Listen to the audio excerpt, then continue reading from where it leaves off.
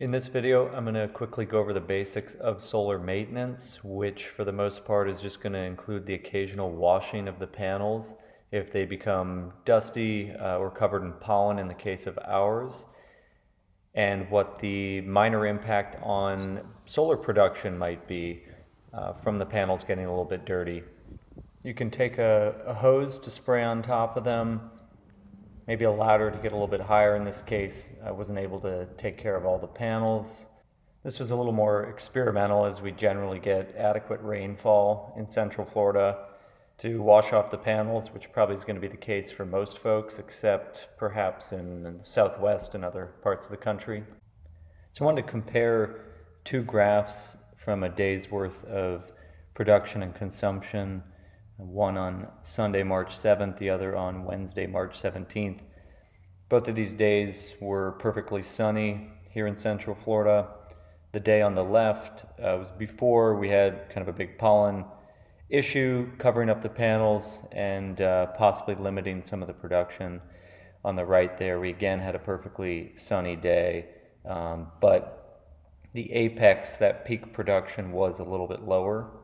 So we peaked at our max of 10 kilowatts on the 7th, but we weren't able to exceed about 9.5 kilowatts when that pollen and other kind of debris had blocked some of the solar production from the panels, as it hasn't rained much.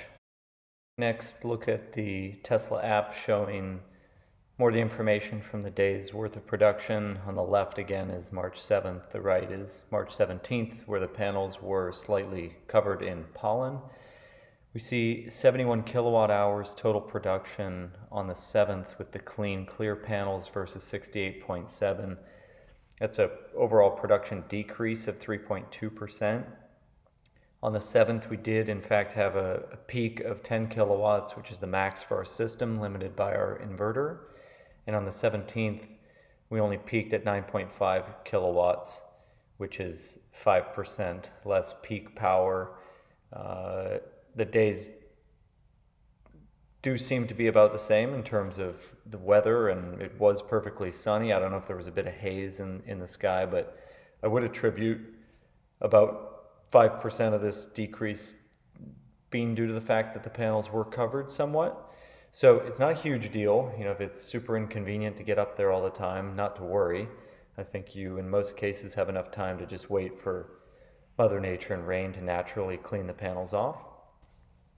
We can take a look at these two pictures just to show what the panels look like cleaned off on the bottom and then covered in pollen or dust on the top with a little bit of water spray, showing how easily that cleans off. But that much covering of dirtiness does seem to lead to about a 3.2% decrease in production, which again is not all that significant, but worth monitoring occasionally and cleaning off if you run through an extended dry period without rainfall in your area. Thanks for watching. Take care.